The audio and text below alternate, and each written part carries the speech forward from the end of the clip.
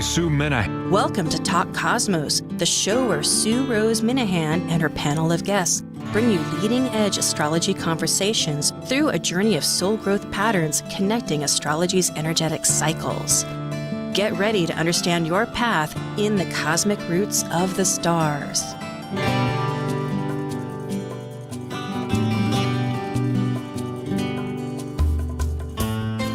Hello again. This is Talk Cosmos. I'm Sue Rose Minahan, your founding host and astrologer.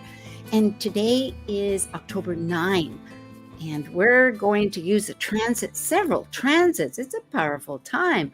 The one we're heralding is towards the end of the month in a couple of weeks, but we're feeling it. It's the eclipse. It happens 4 times a year. There's 2 with the solar, where the moon blocks the sun's view, and that's the first one that we're dealing with. And then there'll be a lunar one 2 weeks later. This one will be in Scorpio. It's at 2 degrees in Scorpio. It'll be October 25th. It's a time because it does also connect with, well, we'll discuss what it is later, but we're going to include a couple of other transits because, again, Venus is making one of its 5 Venus star points. It's a 100-year cycle, and it replaces one that it had been using, and it rotates backwards. So instead of Scorpio, it'll be in Libra, and that begins on the 22nd. Then after the eclipse, Mars in Gemini, which will be in Gemini for 7 months. Usually it's only about 2-3 months. It's 2 months or even shorter. But when it goes retrograde, it stays in that illustrious sign of communication, of many things. So we may touch on that too. But today has to do about a natal transit reading. Also, after a half hour, we'll bring on our guest and we'll talk to her about how we looked at her chart and get her feedback. We thank everybody for your support and your interest. And if you want, well, there'll be an invitation, but always if you want to be included, just go to Talk Cosmos. There's a form. It's really easy now. I am ready for Kaleidoscope Visions. Learning about current transits and exploring soul growth cosmic conscious energies applied to natal transit chart readings provided from the audience. This is your Kaleidoscope Visions panel. I'm Sue Rose Minahan, the founder of Talk Cosmos, an eclectic evolutionary astrologer, consultant, certified color energy life coach, vice president of the Washington State Astrological Association, member of Kepler Astrology Toastmaster Club, of a Dwarf Planet University diploma and AA with music degree. I love mythology, philosophizing, collaboration. I'm an artist, writer, a perpetual student of life. I'm Amanda Pierce, a soul-centered astrologer, astrological consultant, and empowerment-based meditation teacher. I have a BA in psychology, I'm a wellness enthusiast with a passion for healthy eating, and I enjoy creating new realities and shifting old paradigms. And like the Sufi poet Rumi says, you are the entire ocean in a drop. Yes. Hello, Amanda. Hello. Happy to be here with you, Sue. Yes, I am too, always. I had not mentioned, but the title, kind of the encapsulating title, is A Deep Metamorphosis. You know, this chart, the one, well, today's chart even, maybe we should just start looking at today's chart if we can bring on the charts there. Yeah. And well, actually, here, I'm going to flip around a little bit, but today's chart, we will see that we have Saturn, this that is in a tension and has been all last year and this year, and it's within 12 days of the same degree, fixed degree of old and new. So, and it's going between our past and our present. So I'm throwing together a bunch of ideas here right off the bat, but it's what we call squaring the nodes. And it's right. Yeah. So we've been, there's been a lot of talk this year about Uranus conjunct the North Node. But Saturn at the same time has been squaring the nodes. And so this is a journey for all of us collectively to move forward into more of our authority, into what is right for us, kind of moving beyond the socially acceptable norms of things, and really stepping into what is absolutely correct for us. I love that phrase that you said, our own authority, because I think of it as our own accountability, which involves it, and our own authenticity. A lot of the A words, it's amazing how certain times a word connotes with the same letter. But in this sense, authority, very important for Saturn. And on new grounds, I mean, with the North Node, and I'm keeping this particular event out because that's today, and yet it's the whole climate that starts this experience. And I will, by bringing up, about authority and authenticity, let's go back for a moment, because these are the events that we're discussing. The first 12 days, which we're beginning, these two titans, they are titans in mythology, are square at a fixed degree, 18 degrees. So anywhere 5 degrees within that, anybody's chart, Leo, Aquarius, Taurus, and Scorpio. I'm missing. Who am I missing? Nobody, I hope. No, I think you got them all. Yeah. Yeah. And yesterday, Pluto, our transformer, decided, okay, we're going to try to reboot and change, transform what directly instead of looking at the past. We'll go forward. And so we'll also bring up the trine. I mean, I think this has significance because on the 18th, just to mention that Venus, because Venus is going to have a new Venus star point on the 22nd, which is a 100-year cycle, replacing Scorpio. It's a whole feature of itself, but just to make that note that as a backdrop, it'll be one of the 5 points that we're recognizing how our heart's desire is connected with our sun. But on the 18th, Venus and Mars are going to trine, meaning it seems to me that their energies are trying to check with each other, saying, well, where are you at? Where are each one? It seems. Yeah, I really like it because it's a harmonizing between the ruler of the North Node and the traditional ruler of the South Node. And so this is like kind of showing us all how these two energies can work together and move us more towards the Venus North Node. Oh, Amanda, I thank you, because yes, Mars, just to bring up to folks, is the traditional ruler of Scorpio. And Pluto, of course, since 1930 has been designated the modern ruler, which has great appropriateness. And the South Node in Scorpio, of course, and that's where this lunar eclipse lives at 2 degrees, is all about releasing. So we will be bringing up the Venus star point and then, okay, these are the dates. And for the people that are not on YouTube, so it'll be October 22nd, Saturn turns direct, the same day that this Venus star point at 29 degrees Libra begins. And at that same time, I want to add that the dwarf planet Haumea of rebirth, the Hawaiian goddess, is also at 29 degrees. And the power of that has a strange little figure that will show up on some of the slides, is that this rebirth energy, it's a long cycle of 500 and some years of Haumea. And on November 12th, she goes into Scorpio. So it will be, it has some significance. All right.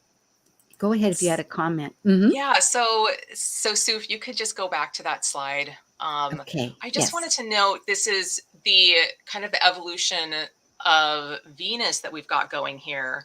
So October 18th, we're getting like a little snippet of how this Venus Mars can work together. And this is important because we're moving into some pretty intense energies with the eclipse. And so we want to like remember what this feels like. And even if we don't consciously remember, our subconscious energetic fields understand it. And then we've got October 22nd, like you mentioned, the Venus star point change. also on that day, Venus is cazimi with the sun. And this is a big moment for Venus.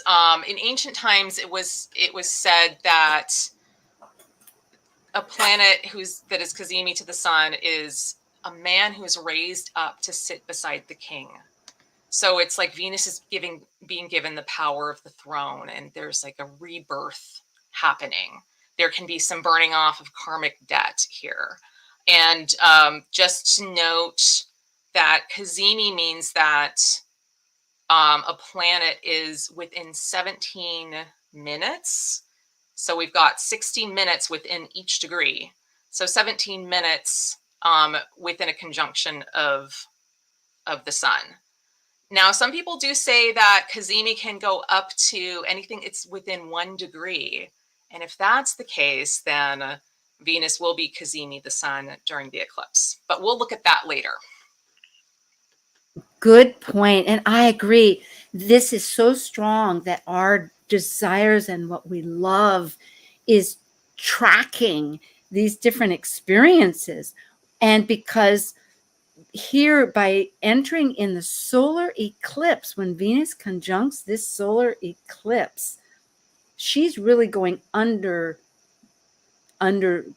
underworld, into the underworld with Pluto and with Scorpio as the ancient Inanna of Mesopotamia that Venus has its heritage with as far as the mythology. And in our world, we've kind of classified her in other more simplified terms, but this isn't the truth. You look at love, it has great passion. It has a warrior sense of wanting to declare and defend in a sense of what it wants to attract and what it loves.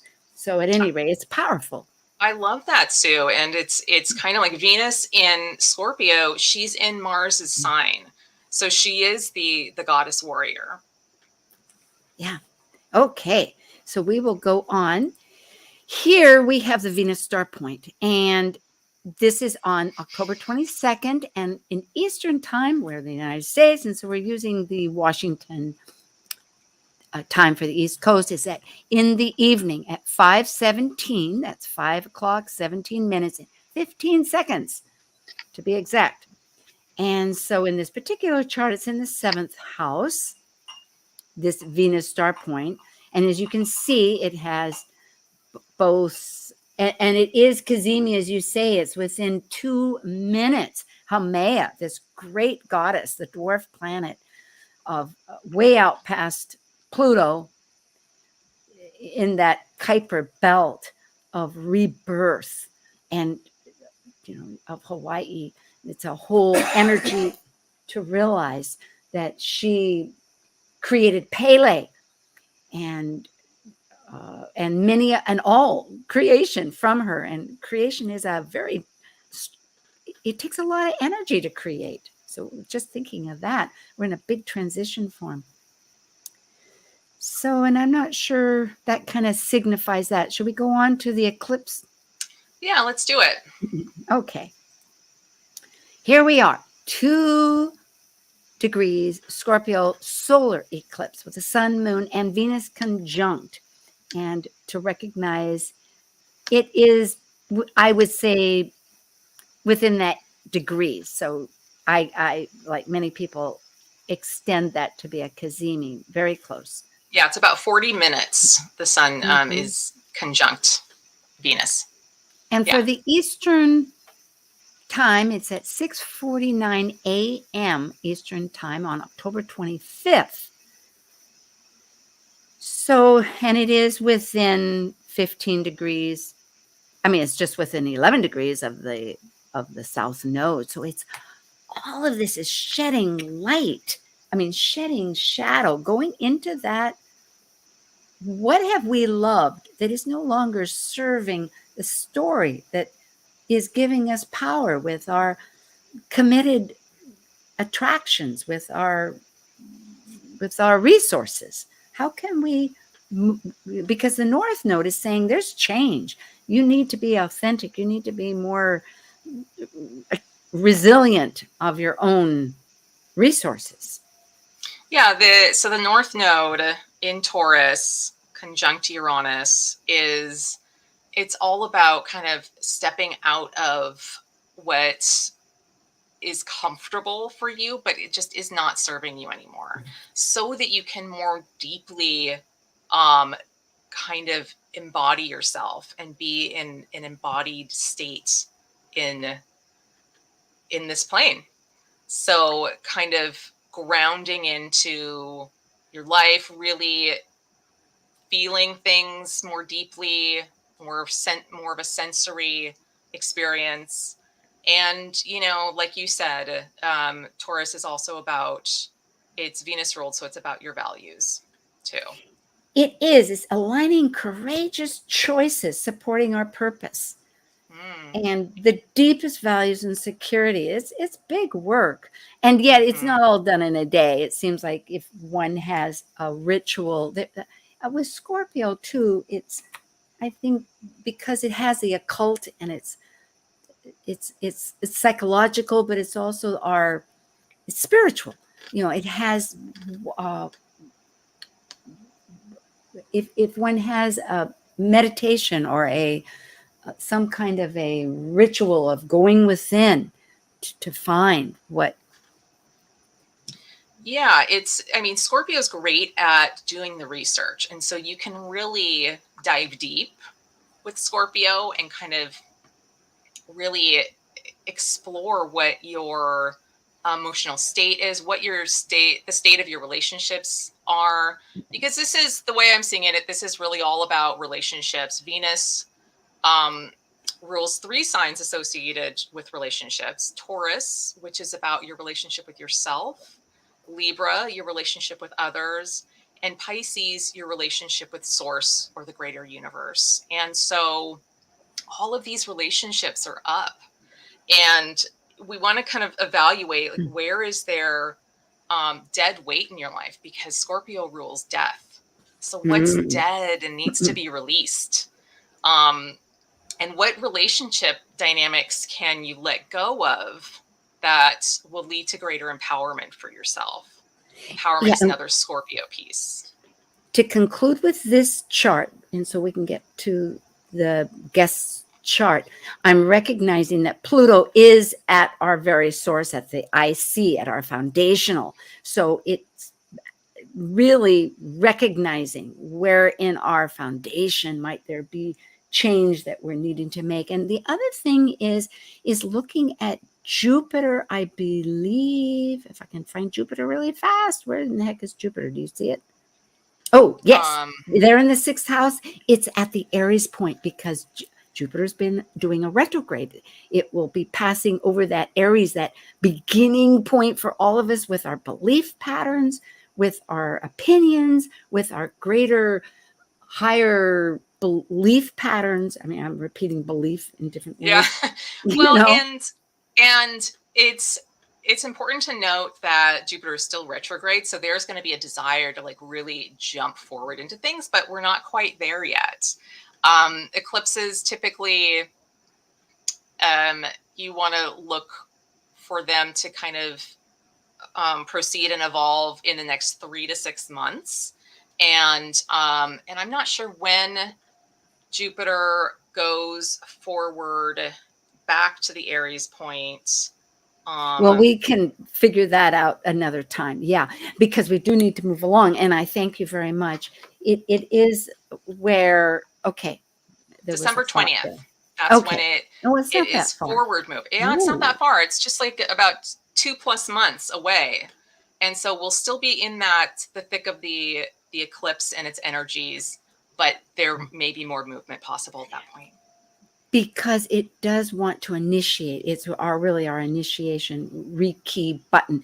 And it's ruled by Mars. Mars in this retrograde that here we are is in Gemini. It's very diverse. It's going to ask for it's in one way, a lot of this is not to put so much on ourselves. Our business is to have the greater intention and do the meditation, because life will support how we feel. Venus reminds us it's about feeling. It's not just the intellectual journey. And so how we feel and understanding truly how we feel is going to bring and attract to us. And there's going to be uncertainty because Uranus is part of the picture and all of that. So here we have, and then we'll flip, we want to go immediately to this person's chart.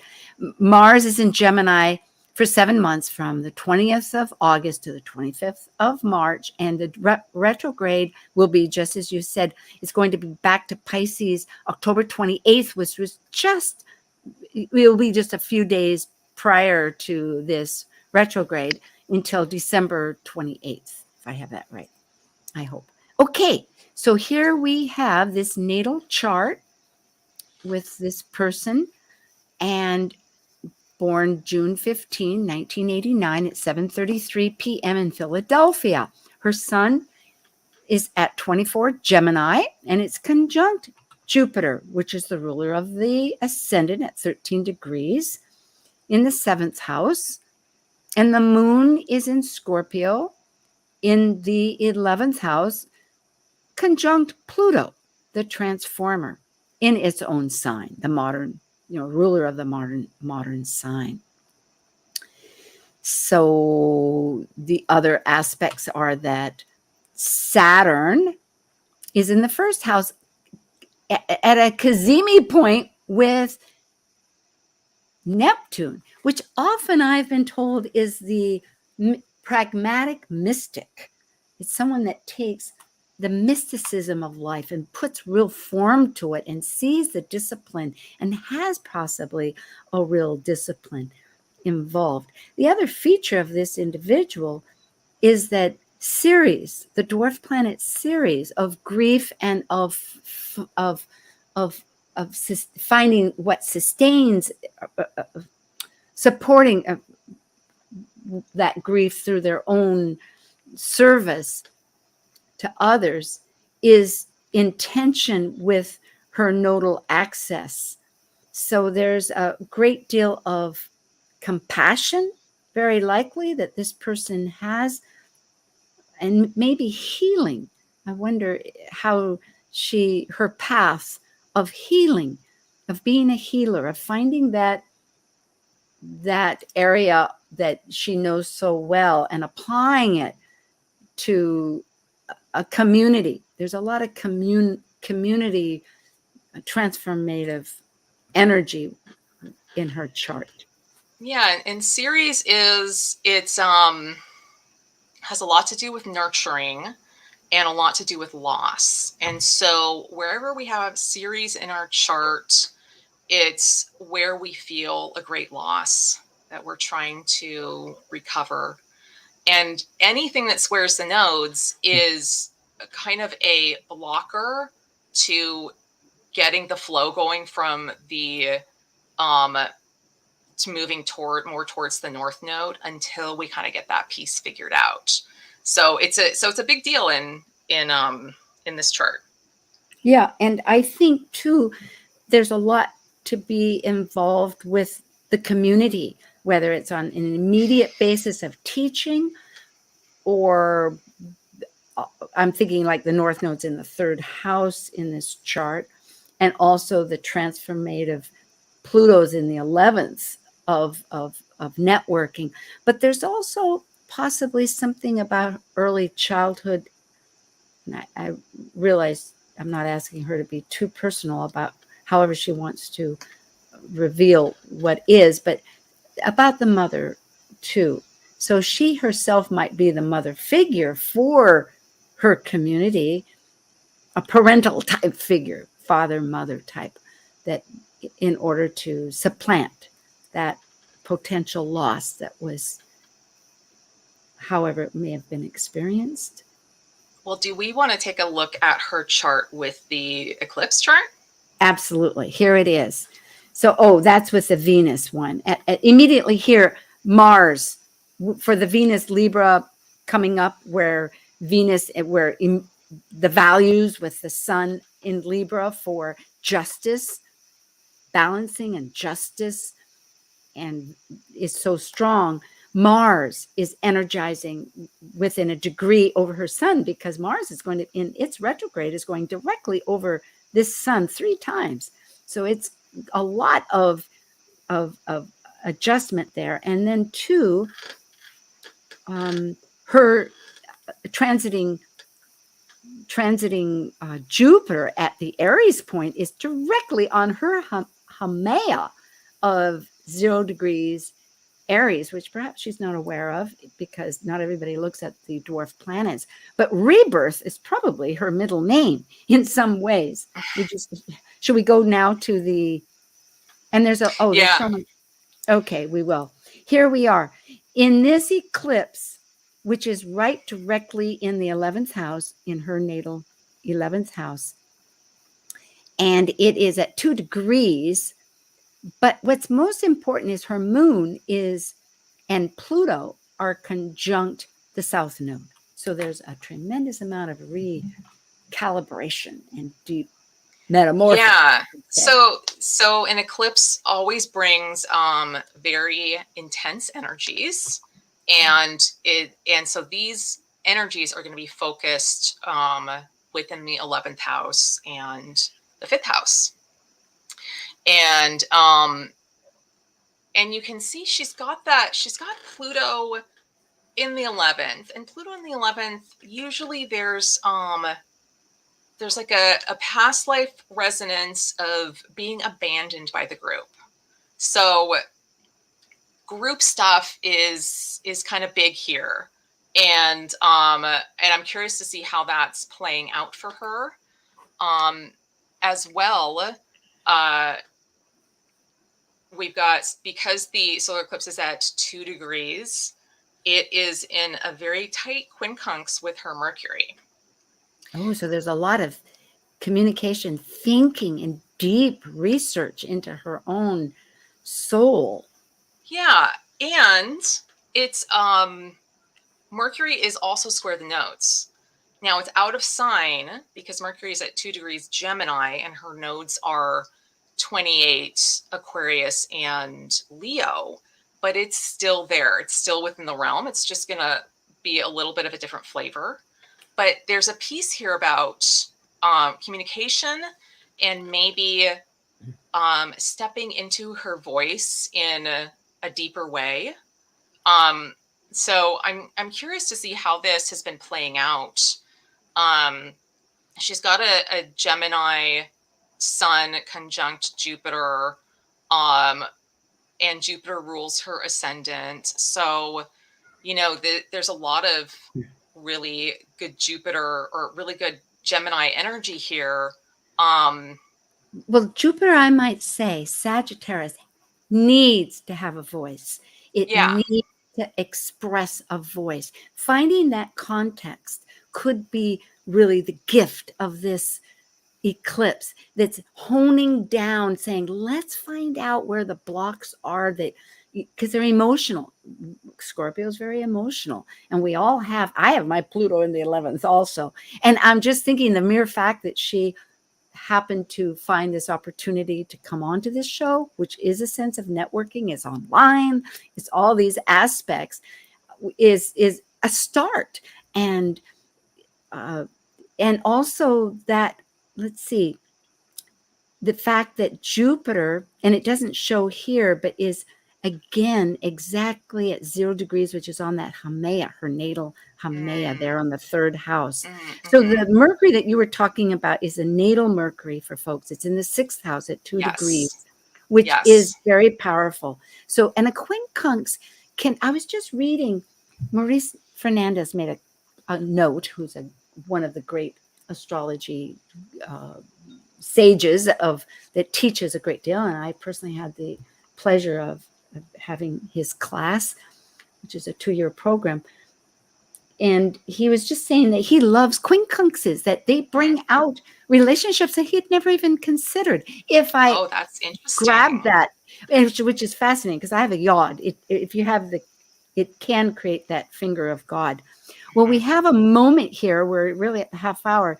Should we go directly? I'll go to the next one before we break for a moment. This is the Mars retrograde, which is only a few days later. It happens on October 30th, just after the 25th, when that Mars will go retrograde.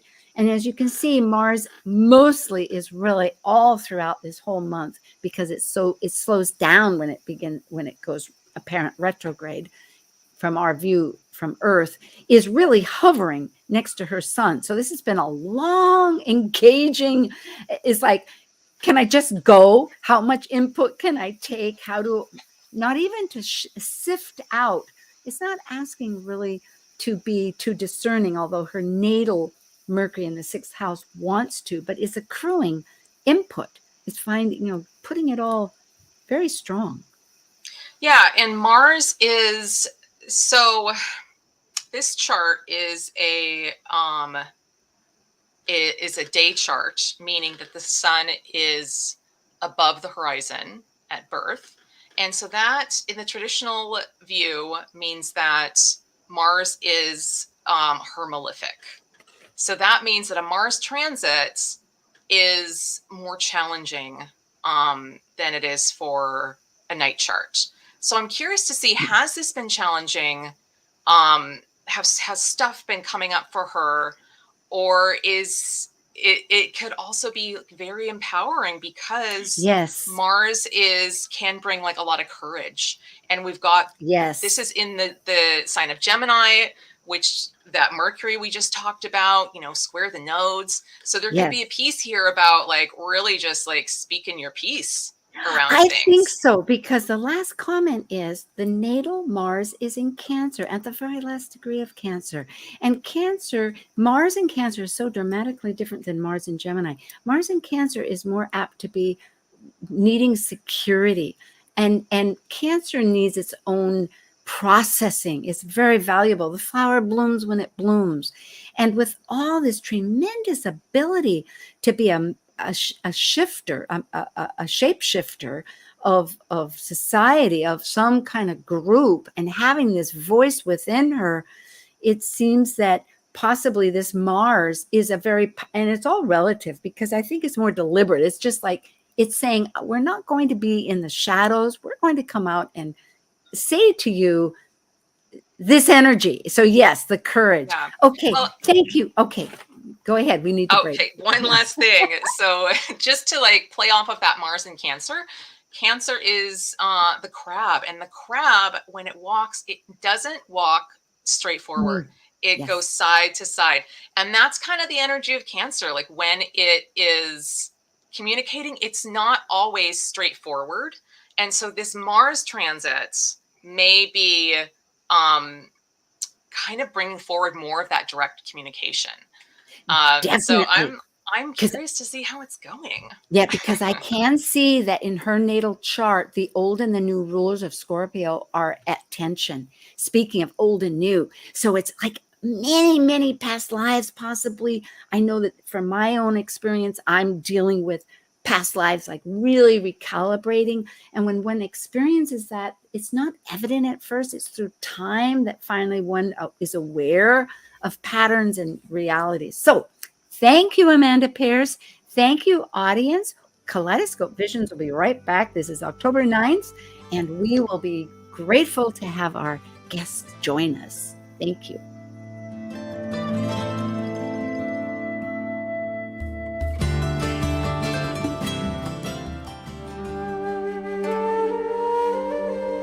While we take a break from this week's edition of Talk Cosmos, let's take a look at this cycle's archetype.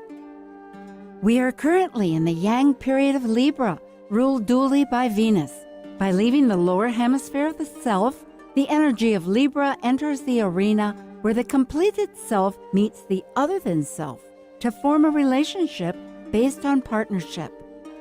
As a cardinal air sign on the descendant angle, represented by the equinox of equal light, Libra's energy learns through comparison and relationships, with the intention to integrate duality and polarities.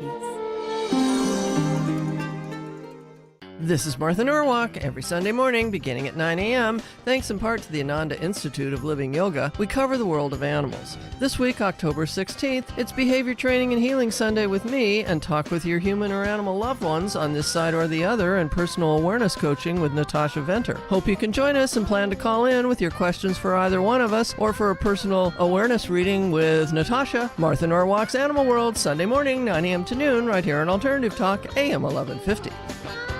Talk Cosmos brings you leading-edge astrological conversations with hour-long programs each week on KKNW. The show goes live every Sunday from 1 to 2 p.m. Pacific.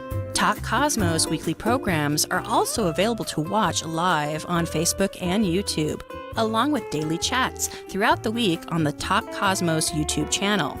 While you're there, make sure you click like and subscribe buttons so you can get the full Talk Cosmos experience. Or, if you'd rather listen to the show archives with audio only, the entire podcast collection since 2018 is available on most podcast carriers. So, grab your coffee, tea, or kombucha and enjoy the show. Talk Cosmos is celebrating its 6th season and has a special gift for everyone listening to the show, a free mini transit reading from your natal chart. This reading can help you discover your life path forward and make you aware of current opportunities and challenges. Talk Cosmos Kaleidoscope Visions panel invites you to participate in this learning experience and to interact with the astrologers reading your chart in 2023 during the monthly Kaleidoscope Visions show. Schedule your mini transit reading and find more information about the panel at talkcosmos.com. We look forward to connecting with you for a free natal chart mini transit reading during the monthly Kaleidoscope Visions show at 1 p.m. Pacific on Talk Cosmos. Conversation you won't find on the rest of the dial. Alternative Talk 1150.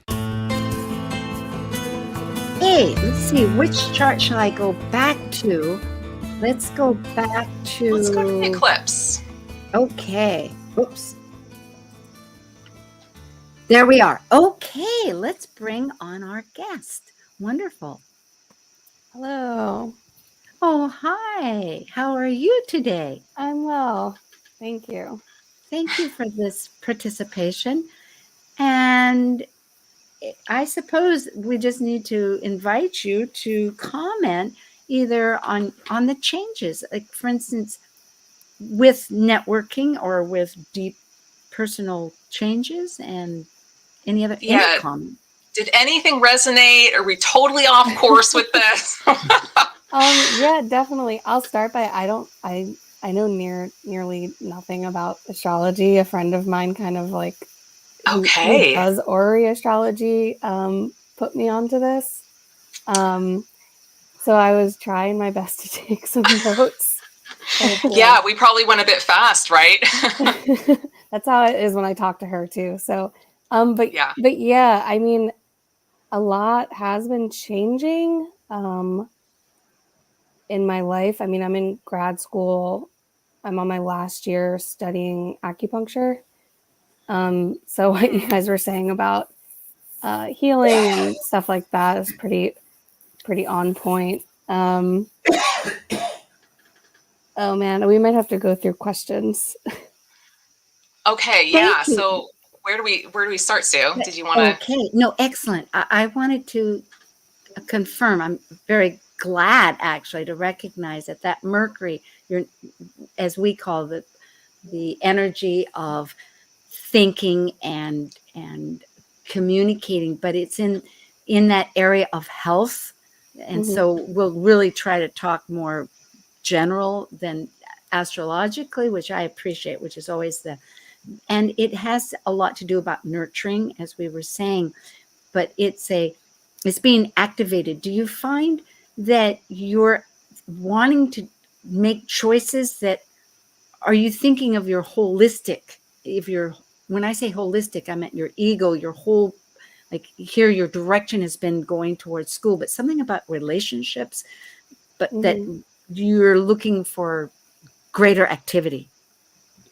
Sure. I think previous to this I mean, previous to the pandemic and then enrolling in this program, I think my life was really guided by like socializing.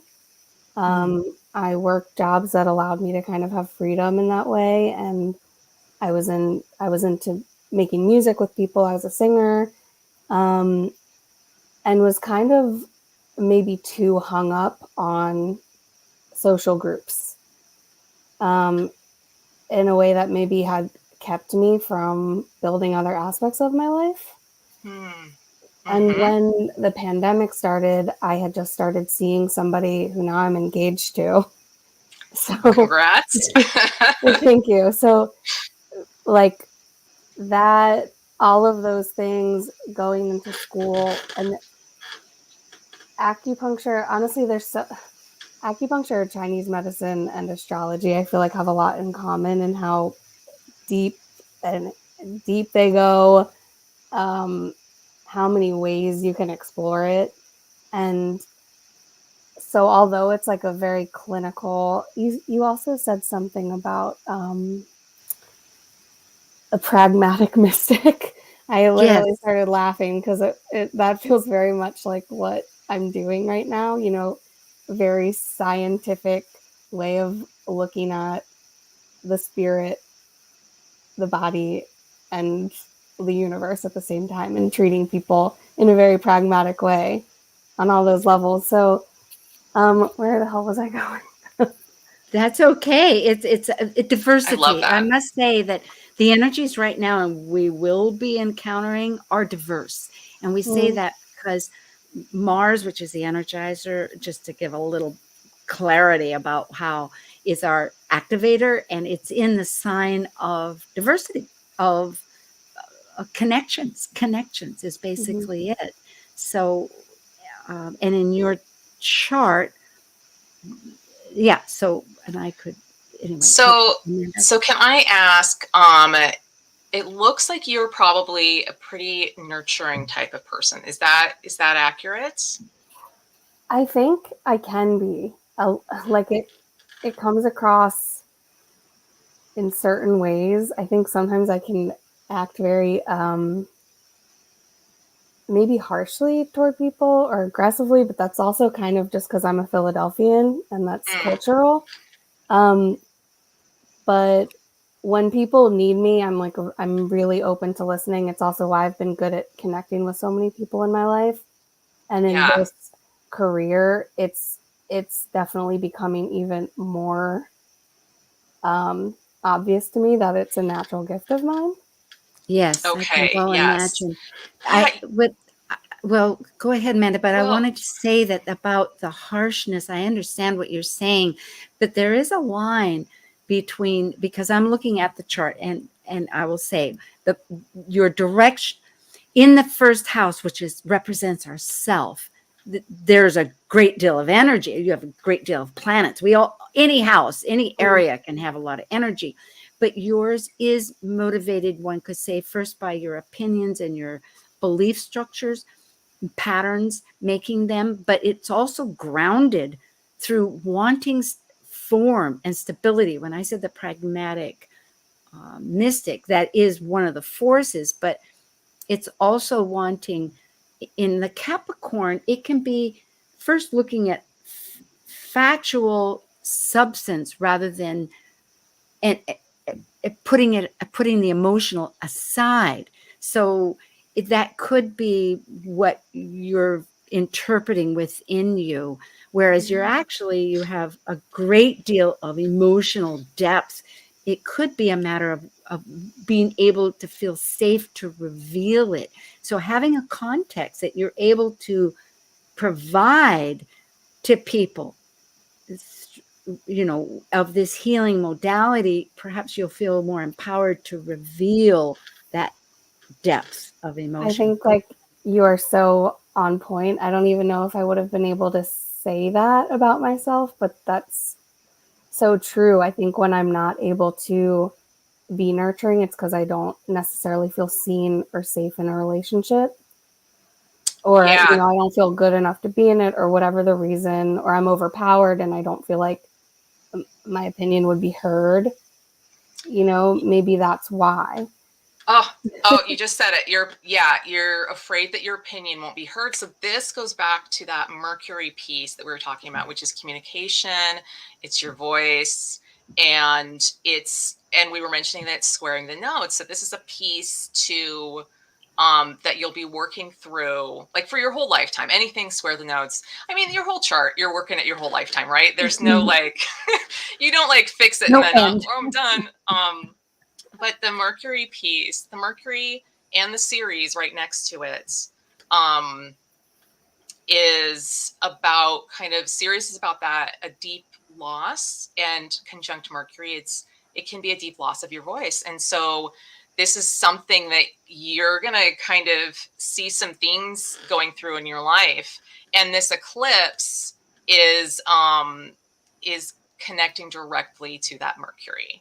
So it's going to bring a lot of energy to it. And it's good to be aware of that piece, and kind of look to ways that you can, in little instances, just in like conversations with friends or your partner, ways that you can kind of voice your needs a little bit more, because you do have two dynamics here in your chart. You do have that gruff exterior, or it can be, where we've got an ascendant, which is like how you present yourself to the world in Sagittarius, which is like a big kind of boisterous energy. And then the sun in Gemini conjunct Jupiter in Gemini, which can be super chatty, but not necessarily very feeling. But then you've got a lot of feeling stuff going on in your chart. Your moon. Yeah, go ahead, Sue. Now, I have some clues here because this is true. I'm glad to see the dichotomy, and it's true in a social environment. It's so easy to connect. Gemini, I'm a Gemini. We need to connect. It's just part of life. But it's how and choosing. It's almost like choosing your battles. We can compartmentalize, not with the idea of separation, but focus. Focus is very important. Your moon is very focused. It's a Scorpio moon. It's conjunct Pluto. It wants depth.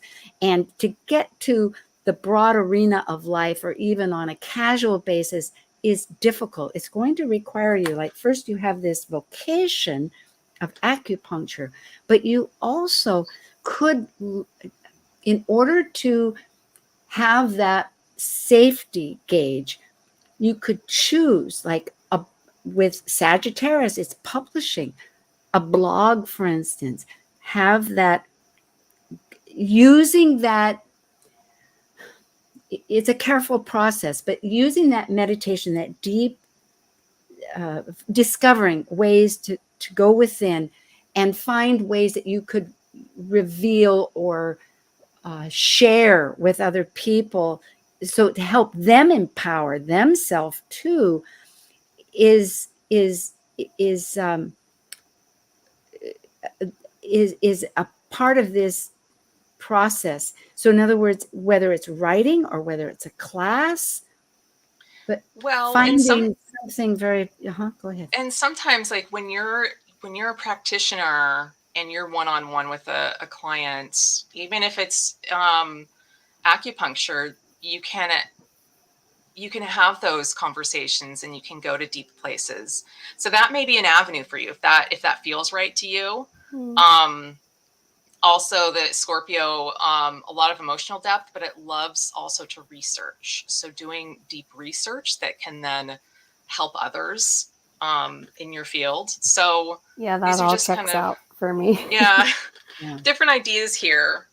Researching is good. It's because that Mercury is in the 6th house, and so it wants to find, and it's on a daily basis. But I really think, rather than, because sometimes I feel like if I didn't have Talk Cosmos, it would be like Russian roulette. I'd just be searching for people that would be fascinated to discuss what I feel so deeply about, and learning from them what they know. But that begins to become a very superficial, because it's Russian roulette. You don't know where you're connecting. Whereas if you take the authority, that Saturn of forming your focus into what you want to convey. I mean, along with, like Amanda's saying, this great avenue of using the service of connecting with people more freely as you get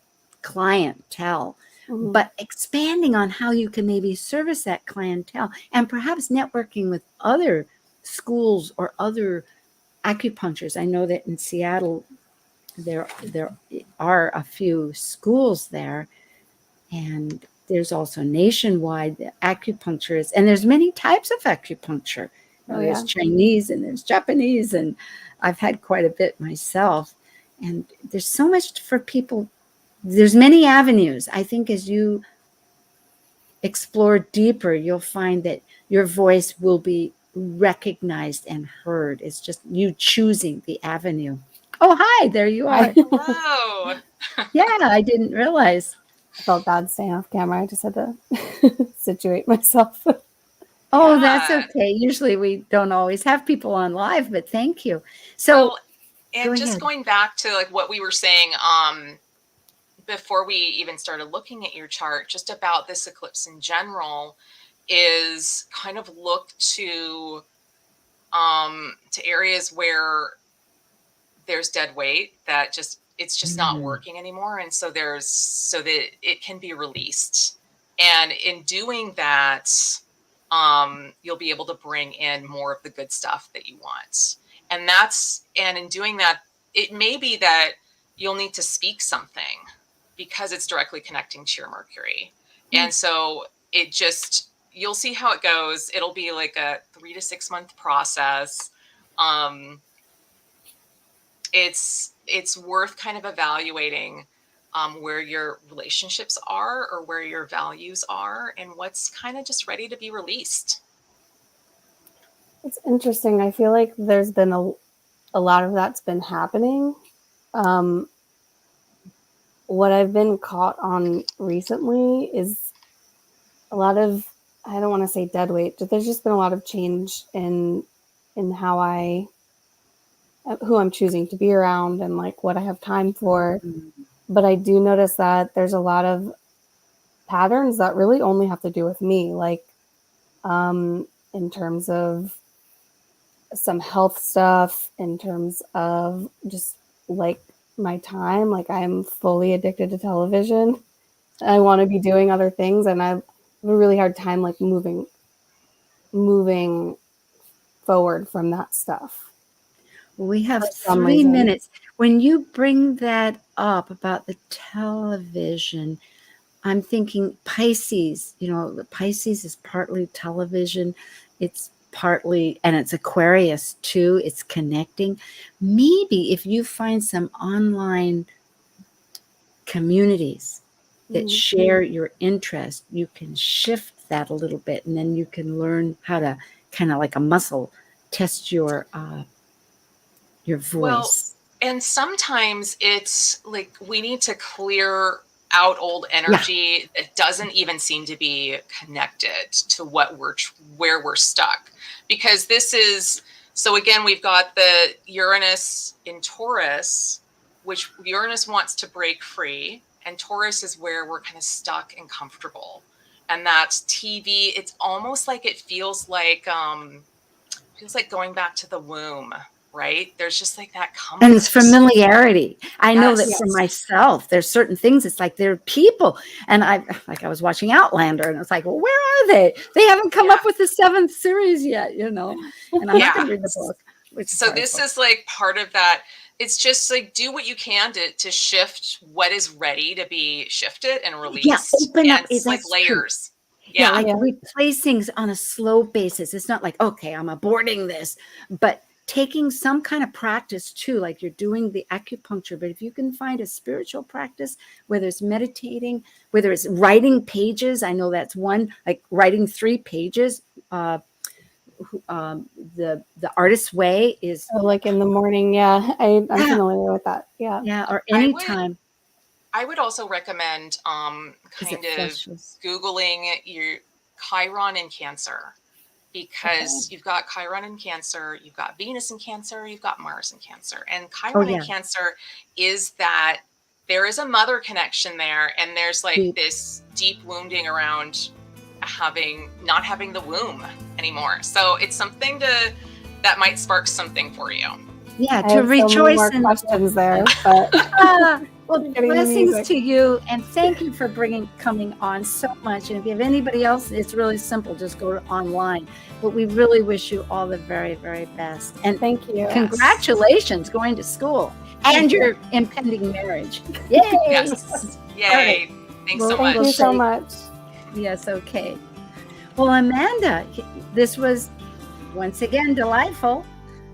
And it seems like I must part. Yes, I know that it always goes by so quickly. And I only feel like we were able to talk about a fraction of what we want to. Well, we did cover, I think, some substantial. There's many good takeaways. And I think for all of us, it's that nurturing our metamorphosis of looking at ourselves. I know that pretty moment. Yep, there we go. See you.